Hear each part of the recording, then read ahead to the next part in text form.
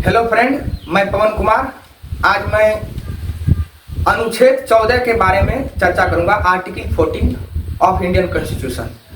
इसकी चर्चा इसलिए करूंगा क्योंकि इसके संदर्भ में वर्तमान CJI chief justice of India VR Gavai ने इसका संदर्भ दिया है और खासकर आरक्षण के सब कैटेगराइजेशन और इसमें क्रीमी लेयर जैसा कुछ चीज लाने के फैसले के जस्टिफिकेशन के तौर पर। तो ये बात बहुत जरूरी होता है कि आखिरकार अनुच्छेद 14 क्या कहता है और इसमें जो बातें उन्होंने कहने का ध्यान आकर्षित करने की कोशिश किया है वो क्या है। तो सबसे पहले ये जानना जरूरी है कि अनुच्छेद 14 क्या है। तो अनुच्छेद आर्टिकल 14 का कहता है कि state shall not deny to any person equality before the law और the equal protection of the laws within the territory of India. तो मतलब इतना जो ये वाक्य है इसमें सबसे ज्यादा चीज है दो वाक्यांश को समझना, जो दो फ्रेज को समझना कि equality before the law and equal protection of the law. ये दो चीज को समझना जरूरी है। तो इक्वालिटी बिफोर द लॉ क्या है? तो ये उस चीज को बताता है कि कानून के समक्ष समान सभी व्यक्ति क्या है, कानून के समक्ष समान है, चाहे कोई भी पद धारण करे। जैसे उदाहरण के तौर पर यदि लेते हैं कि कोई विधायक है, या तो कोई सांसद है, या तो कोई DM साहब है, या तो कोई बड़ा पदाधिकारी, उससे भी उच्च पदाधिकारी रहे, कोई भी रहे, ठीक है।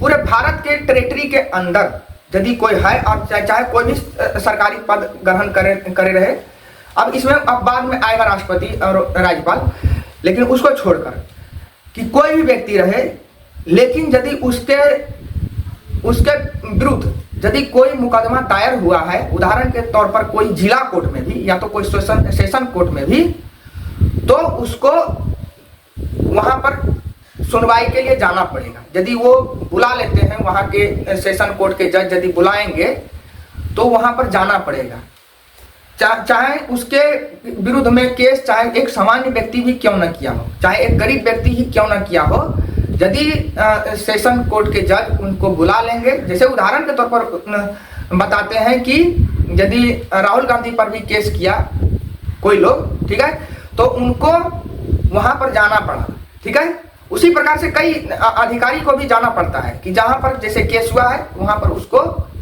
माने प्रेजेंट होना, यदि बुला ले तो प्रेजेंट होगा, या तो उसका वकील वहां पर प्रेजेंट होगा, ठीक है। और दूसरा उदाहरण लेते हैं, यदि आप एक साधारण व्यक्ति हैं और आपने किसी कंपनी के खिलाफ केस कर दिया है, तो यदि सेशन कोर्ट भी उसको बुलाएगा, हाई कोर्ट जरूरी नहीं है, सेशन कोर्ट भी बुलाए, चाहे हाई कोर्ट बुलाए, चाहे सुप्रीम कोर्ट बुलाए, उसको वहां पर हाजिर होना पड़ेगा। मतलब क्या हो गया कि दोनों पक्ष में चाहे कितनी भी असमानता क्यों नहीं हो, लेकिन कानून क्या मानेगा, दोनों समान है, ठीक है। तो इसी का एक मतलब एक सामान्य भाषा में देख सकते हैं कि इक्वालिटी बिफोर द लॉ माने कानून के समक्ष समता, मतलब कानून के नजर में सभी समान है।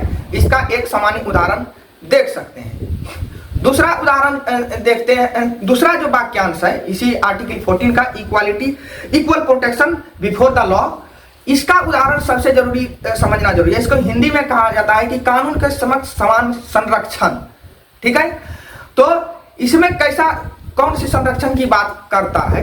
तो इसमें यह कहा जाता है कि सभी व्यक्ति समान नहीं है, पूरे भारत में जो है वो सभी के सोशियो इकोनॉमिक कंडीशन समान नहीं है, सभी लोग अलग अलग हैं। जैसे उदाहरण के तौर पर जैसे आदिवासी लेते हैं, तो आदिवासी समुदाय उसका पूरा माने उसका पूरा जो संस्कृति कहा जाता है वो अनूठा रहता है, पूरा प्रिमिटिव रहता है, उसको डेवलप्ड नहीं कहा जा सकता है।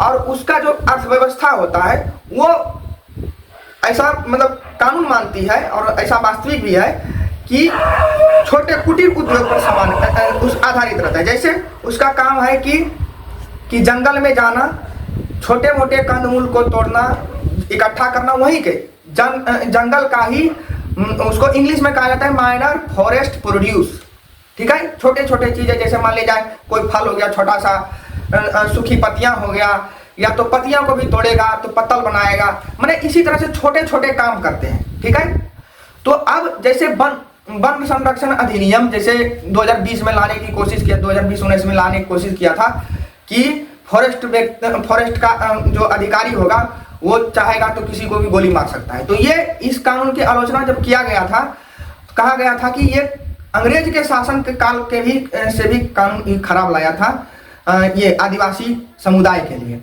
तो ऐसा क्यों कहा गया था? क्योंकि अंग्रेज ने भी उसको ये छूट दिया था कि ये पर्यावरण को हानि नहीं पहुंचाते हैं, इसकी संस्कृति जंगल से जुड़ा हुआ है और ये उसी को इकट्ठा करके क्या करते हैं तो अपना जीवन यापन चलाते हैं। तो इसलिए क्या करें, जैसे बाहर की व्यक्ति यदि जाएंगे जंगल में कुछ करने के लिए तो उसे रोक सकता है, ठीक है, लेकिन आदिवासी समुदाय के लोग को नहीं रोकेगा। तो यहाँ पर असमान हो गया कानून का। तो क्यों असमान हुआ? क्योंकि संरक्षण दिया जा रहा है। फिर दूसरा उदाहरण लेते हैं, जैसे बिहार में शराबबंदी।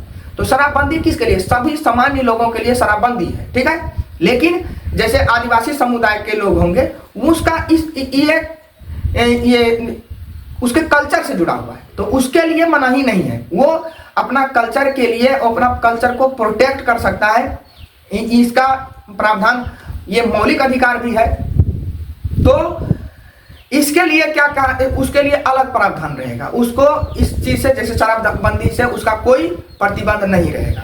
तो ये देखिए, ये दूसरा उदाहरण कर सकते हैं। और अन्य प्रकार के उदाहरण है, जैसे मान लिया जाए कि जैसे कोई गरीब व्यक्ति है, वो मुकदमा नहीं लड़ सकता है, उतना खर्चीला मुकदमा नहीं लड़ सकता है, तो उसके लिए एक प्रावधान किया जाता है नालसा एक्ट के तहत, उसके लिए वकील की उपलब्ध करवाया जाता है। तो उसी प्रकार से यहाँ पर आरक्षण के बारे में भी संदर्भ करने की किए हैं जस्टिस BR गवई ने, कि